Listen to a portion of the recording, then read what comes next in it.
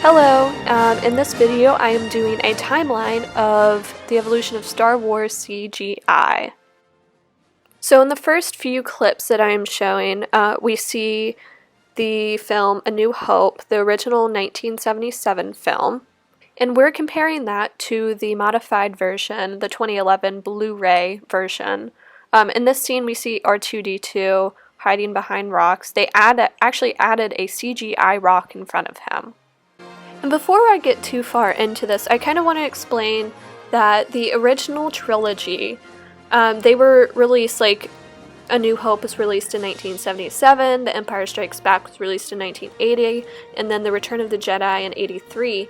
And in 2011, they actually released the 2011 Blu-ray trilogy, so we can see a lot of different added features of CGI, like in this scene.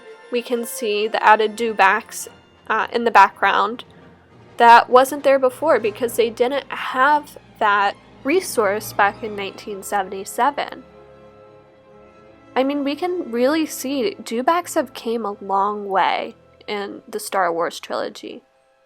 And then this is a good example where maybe the original 1977 film was good enough. Maybe it didn't need CGI. Because in my opinion, in this 2011 release, sure, the Womp Rats is a really nice added feature, but the background just looks like a video game. It doesn't look real or remotely real, in my opinion.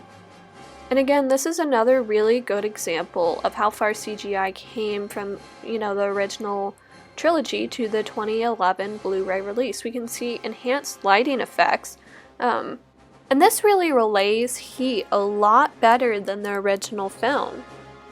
Now this is another good example of where maybe, the original 1983 film, maybe it didn't need CGI, the added CGI. In the 2011 release, this is the Sarlacc pit. To me, the opening of the Sarlacc pit just isn't as convincing as the original 1983 Sarlacc pit. Now, in 1983, The Return of the Jedi, this is when we first get introduced to Jabba the Hutt. And because advancements weren't made through CGI, and they didn't really know how they wanted Jabba the Hutt to look like, Declan Mulholland actually acted as a stand-in actor for Jabba the Hutt until they fully had Jabba the Hutt envisioned.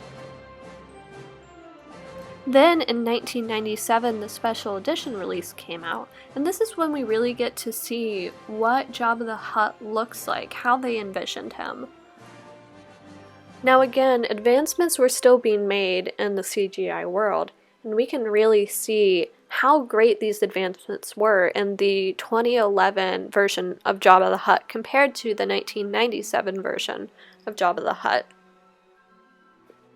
I mean, Jabba the Hutt just looks more natural. He has more natural movements throughout this 2011 version compared to the 97 version.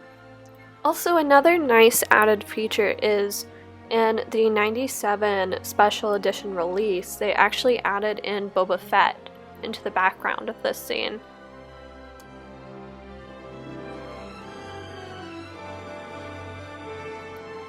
Now we can really get to see in the 2011 version a close-up of Jabba the Hutt and what he looks like. And this advancement, it really is a huge advancement in CGI.